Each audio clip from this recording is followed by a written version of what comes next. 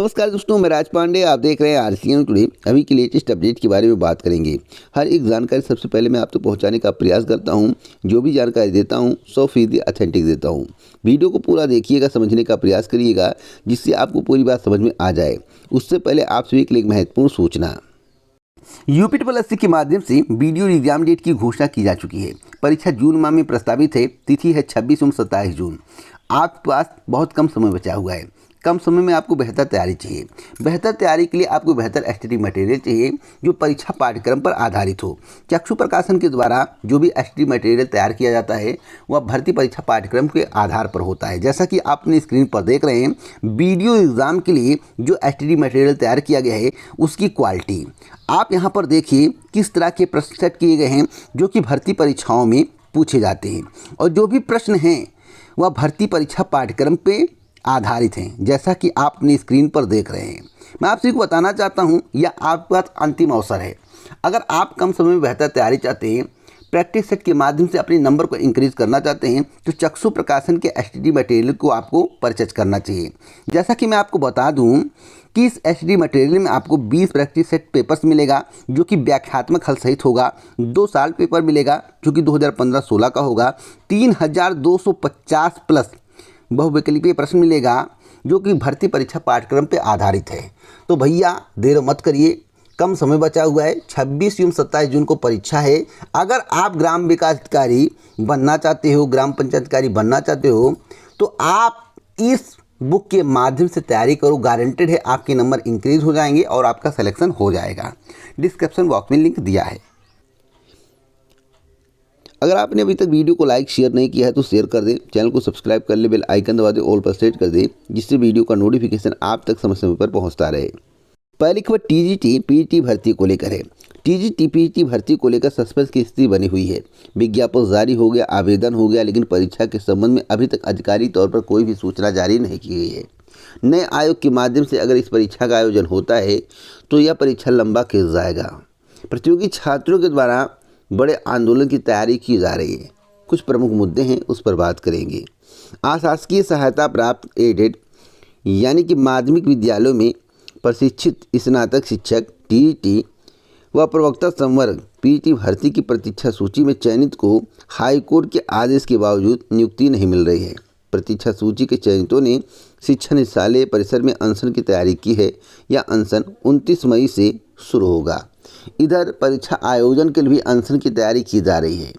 प्रतियोगी छात्रों का कहना है कि पुराने आयोग या बोर्ड के माध्यम से परीक्षा का आयोजन होना चाहिए। चाहे उत्तर प्रदेश उच्चतर शिक्षा सेवा आयोग की असिस्टेंट प्रोफेसर भर्ती हो, उसका भी समयबद्ध तरीके से परीक्षा हो जाए, और टीईटी पीईटी भर्ती का भी समयबद्ध तरीके से परीक्षा हो जाए।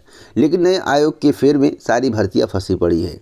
नए आयोग पर काम मेरी जानकारी के अनुसार जून के सेकंड वीक से स्टार्ट हो जाएगा और कम से कम 2 से ढाई महीने का वक्त लग सकता है, क्योंकि आयोग स्थापित करना, उसमें सदस्यों को बैठाना लंबा प्रोसेस है। इसलिए जो है थोड़ा इंतज़ार करना पड़ सकता है। अगर आप नए आयोग के लिए इंतज़ार करेंगे तो परीक्षा के लिए इंतज़ार करना पड़ेगा। मेरी जानकारी के अनुसार टीईटी पीईटी परीक्षा नवंबर-दिसंबर में कराने की तैयारी चल रही है। करंट की जानकारी के अनुसार अगर कोई आगे अपडेट मिलता है तो इस चैनल के माध्यम से आपको सूचित किया जाएगा। अब मैं बात करूंगा यूपी पीसीएस 2023 के प्री परीक्षा परिणाम को लेकर। समाचार पत्र के माध्यम से अगर आप जानने का प्रयास करेंगे तो जून के फर्स्ट वीक तक आपको जो है किसी भी हाल में परीक्षा परिणाम देखने को मिल सकता है, अधिकतम जून के सेकेंड वीक। लेकिन मेरी क्या जानकारी है इस पर बात करते हैं।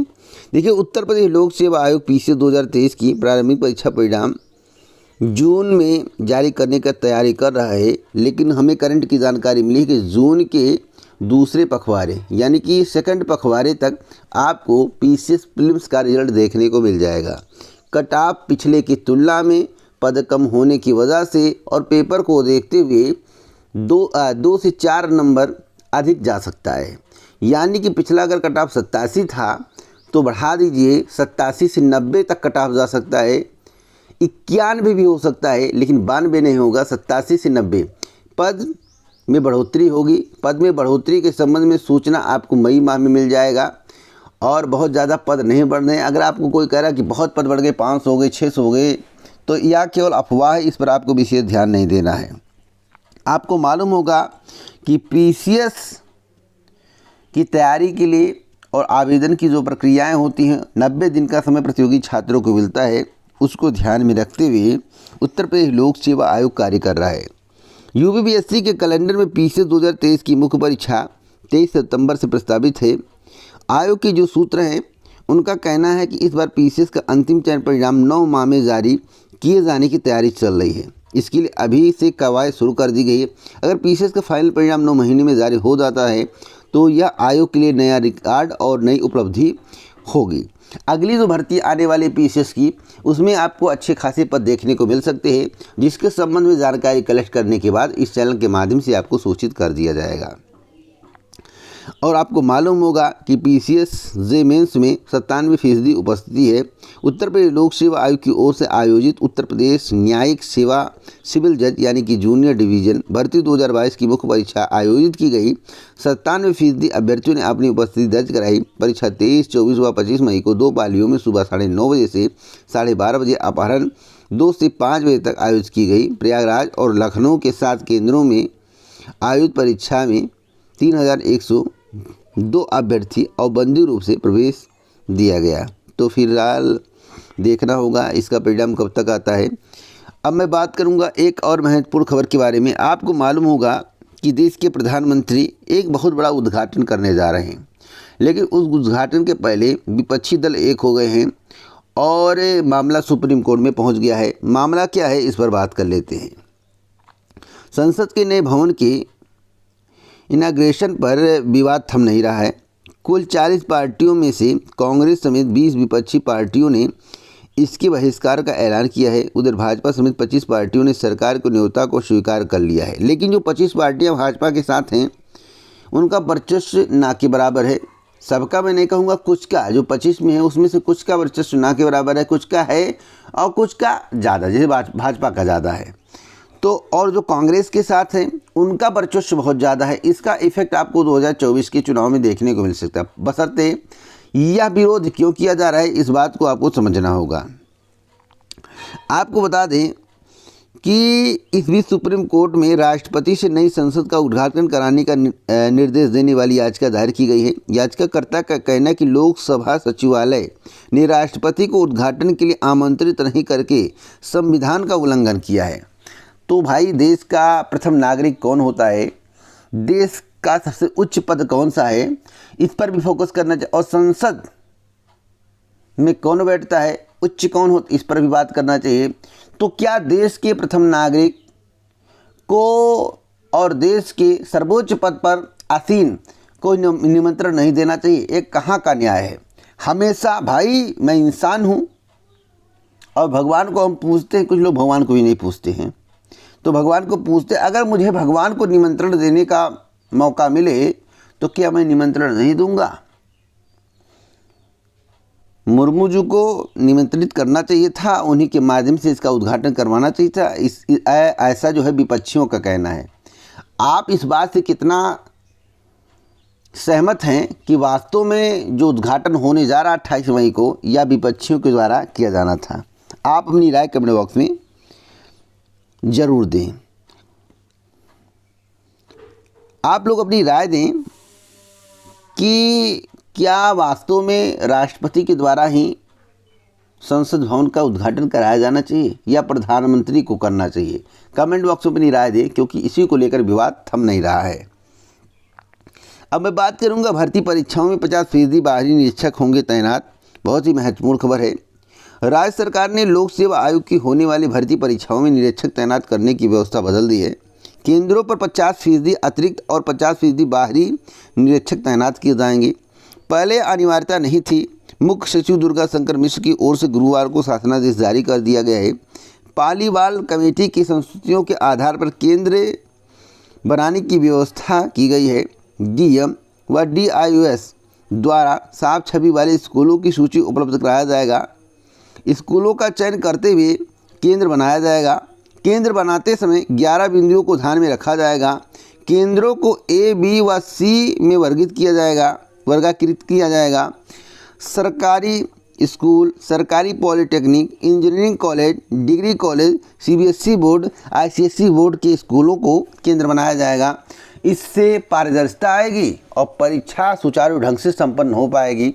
तो इस पर भी मंथन किया जा रहा है। आगे कोई अपडेट मिलता है तो अवश्य दूंगा आपको। अब मैं बात करूंगा यूपी ट्रिपल एससी की भर्तियों को लेकर। देखिए, UP triple SC video exam की तैयारी तेज हो गई है। सेंटर के संबंध में जानकारी मांगी गई है। सेंटर सभी को बनाया जा रहा है, सरकारी कॉलेज को बनाया जा रहा है, एडेड कॉलेज को बनाया जा रहा है। मैं आपको बताना चाहता हूँ, अगर आप वीडियो एग्ज़ाम की तैयारी कर रहे हैं तो सबसे पहले बात 1300 वाली जो मैं बात कहा हूँ उस पर विशेष ध्यान आपको देना चाहिए। कट-ऑफ की जहाँ तक बात है, कट-ऑफ के संबंध में कल मेरे द्वारा वीडियो अपलोड किया गया, उस वीडियो को देख लीजिए। किताब का कट-ऑफ कितना जाएगा, उससे एक नंबर, एक क्वेश्चन भी कम नहीं जाने वाला है। किस आधार पर कम नहीं जाएगा वह भी मेरे द्वारा बताया गया है, तो उसे ध्यान से देखिएगा। सभी डीएम को जो है लेटर जून के सेकंड वीक में भेजा जाएगा। सभी डीएम बैठक करेंगे और अपने ज़िले में जितने भी सेंटर बनाए गए हैं उसका निरीक्षण करेंगे। तो आप लोग जो है तैयारी कर रहे हैं तो जमकर तैयारी करिए। सेंटर 250 किलोमीटर रेंज तक दूर दिया गया है, मतलब कि 60 किलोमीटर से लेकर 250 किलोमीटर। किसी किसी को बहुत दूर भेज दिया गया है, किसी किसी का नज़दीक है। महिलाओं को वरीयता दी गई है, इसमें कोई शक नहीं है। आगे कोई अपडेट मिलता है तो इस चैनल के माध्यम से सूचित किया जाएगा। अब मैं बात करूंगा यूपी ट्रिपल एससी से आने वाली नई भर्ती को लेकर। यूपी ट्रिपल एससी में बैठक होने वाली है। बैठक जून के सेकंड वीक में होगी। यूपी ट्रिपल एससी के माध्यम से एक और भर्ती का विज्ञापन आपको जून टू जुलाई देखने को मिल सकता है। वैसे जून में ज़्यादा आने की संभावना है। नेक्स्ट वैकेंसी हो सकती है जूनियर असिस्टेंट की। एजीटीए का मामला सॉल्व नहीं हुआ है। अगर एजीटीए का मामला सॉल्व हो जाता है तो यह वैकेंसी आ सकती है। लेखा लिपिक की भर्ती भी आपको देखने को मिल सकती है। लैब टेक्नीशियन की भर्ती देखने को मिल सकती है। बशर्ते कई को अध्याचन वापस किया गया है। अभी तक जो है अध्याचन जो है रिटर्न जो है उत्तर प्रदेश अधीनस्थ सेवा चयन आयोग को प्राप्त नहीं हुआ है। जब तक अधीनस्थ सेवा चयन आयोग को प्राप्त नहीं होगा तब तक विज्ञापन पर कार्य नहीं हो पाएगा। तो आप मानकर चलें कि अगली वैकेंसी आपकी जूनियर असिस्टेंट की हो सकती है। इसलिए आपको अपनी तैयारी पर फोकस करना चाहिए। पदों की संख्या जो है बहुत ज़्यादा नहीं रहने वाली। पदों की संख्या जो है 2800 से लेकर 3200 के करीब हो सकती है। अगर और अध्याचन प्राप्त हुआ तो पदों की संख्या 3500 से लेकर 4000 भी हो सकती है। लेकिन करंट की जानकारी 2800 से लेकर 3200 पदों की है। कोई अपडेट मिलेगा आगे तो इस चैनल के माध्यम से सूचित किया जाएगा। पूरा वीडियो सुनने के लिए दिल से धन्यवाद।